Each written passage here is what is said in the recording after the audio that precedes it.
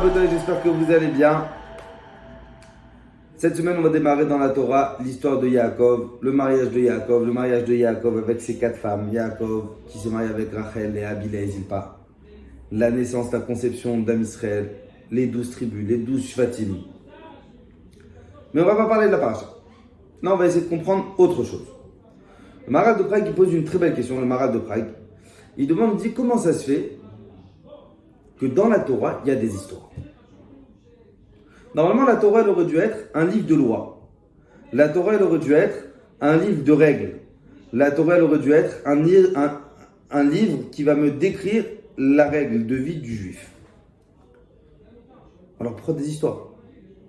C'est comme si je vous donne un exemple. Imaginons qu'on est en France, il y a le code civil français. Ça viendrait à l'esprit de personne de mettre dans le code civil français l'histoire des rois de France. Non, il y a l'histoire des rois de France et il y a le code civil. La Torah, c'est notre code civil juif. Donc la question elle est, il demande le Maharal, pourquoi est-ce que la Torah, elle me raconte des histoires dès le début? Bereshit, Noach, Lech Lecha, Vayera, Chayesara. Pourquoi j'ai besoin de toutes ces histoires? C'est pas des choses en théorie, c'est pas des choses qu'en 2022 c'est censé m'aider dans ma vie de bon juif. C'est pas ça qui va m'apprendre comment respecter Shabbat, c'est pas ça qui va m'apprendre comment respecter Nida. C'est pas des lois, c'est des histoires. La Torah, c'est pas un livre d'histoire. Donc pourquoi la Torah, elle démarre avec des histoires? Et il donne le Maharal une réponse magnifique. Une personne pour pouvoir accéder à la Torah, une personne pour pouvoir accéder aux mitzvot, une personne pour pouvoir réussir à respecter toute la Torah, ça démarre par une chose. Et c'est le point commun qu'il y a eu dans ce fameux livre de Bereshit, depuis le début, depuis la création du monde jusqu'à l'exil d'Égypte, jusqu'au livre de Shemot. En un mot, c'est l'Emunah. Noavot, Avraham, Yitzhak, Yaakov, Adam, Noach. La Torah, elle a démarré avec leur histoire pour t'apprendre. Avant que tu apprennes comment mettre les tefilines, avant que tu apprennes comment manger kasher, avant que tu apprennes comment faire Shabbat, il y a une chose. Avoir, comme nos avot, une foi inconditionnelle, aveugle en Akadosh Baruch. Avoir une confiance. Et les avot, ils ont compris une chose. Et je vais vous apprendre, de mettre un petit secret que les avot, ils ont compris. Les avot, ils ont compris, c'est qu'à travers la tfila, à travers les demandes à Akadosh Baruch, des fois on se dit, mais il ne va pas m'écouter. Et des fois on se dit, j'ai prié, il ne m'a pas aidé. Non. Il faut savoir que quand une personne, elle prie et qu'il lui arrive un miracle, le miracle qui lui arrive, c'est plus un miracle. Le miracle qui lui arrive, c'est un dû. Tu as prié, tu reçois. Tu n'as pas prié, peut-être tu recevras. Mais si tu veux être sûr de recevoir, ça passe uniquement à travers la tfila. Ça passe uniquement à travers les demandes à Kadosh Baruch Hu. Le mec, je vais vous raconter une histoire magnifique que le Rav il a racontée hier. Le Rav, il a un ami à lui, un élève à lui, plus exactement. L'élève, il habite en Amérique. Non, c'est un élève ashkénaze. Le Rav, il a dit, normalement, il aurait dû être marocain ou tunisien, parce qu'il a une émouna dans les tzadikim tellement forte que ça m'étonnerait que ce soit un ashkénaze. Bon, c'est un ashkénaze.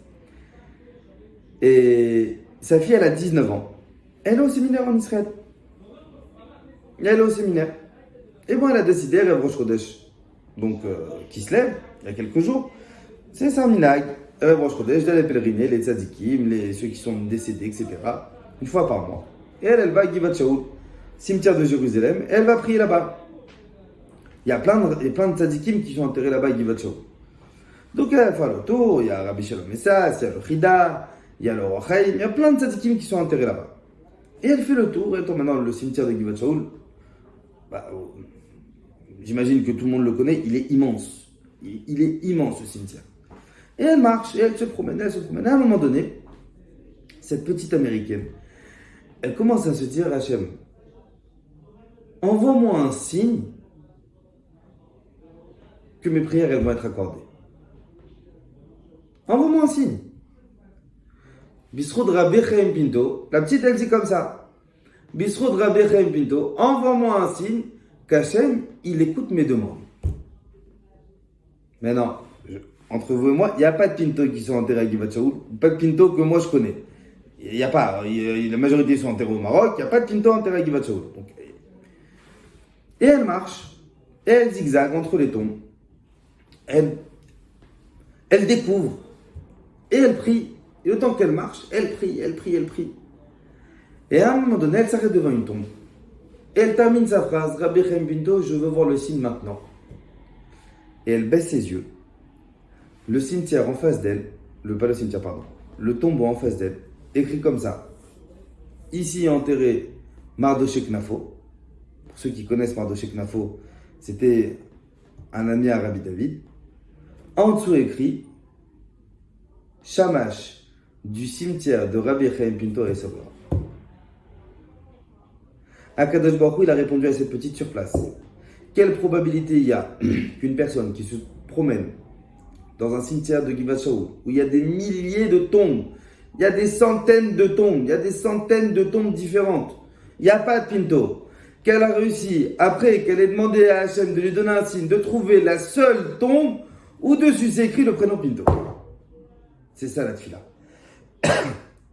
Quand une personne elle prie à Hachem, quand une personne elle fait montrer à Kadosh Baruch Hu Hachem, il n'y a personne d'autre. Il n'y a que toi, Akadosh Baruch Hu, pour m'aider. Il n'y a que toi, Akadosh Baruch Hu, pour me sauver. Il n'y a que toi, Akadosh Baruch Hu, pour me secourir. Alors Akadosh Baruch Hu, il n'a pas d'autre choix que de venir et secourir ce juif. C'est pour ça il nous dit le Maral que la Torah elle démarre avec des histoires. On ne veut pas te raconter Stam des histoires, non. On veut te dire voir comment ces personnes, comment ils sont devenus grandes, comment elles sont devenues importantes, comment elles sont devenues connues, comment elles ont réussi dans leur vie. Tout ça, ça a démarré par une chose. Une foi inconditionnelle envers Akadosh Baruch Hu. Si on arrive à se comporter comme nos avot, à avoir cette foi inconditionnelle à Akadosh Baruch Hu, et quand on prie à Akadosh Baruch Hu, on prie avec la certitude que ce qu'on demande à Akadosh Baruch Hu, il n'a pas d'autre choix que de nous le donner. Et bien Akadosh Baruch Hu, il nous donnera tout ce qu'on lui demandera.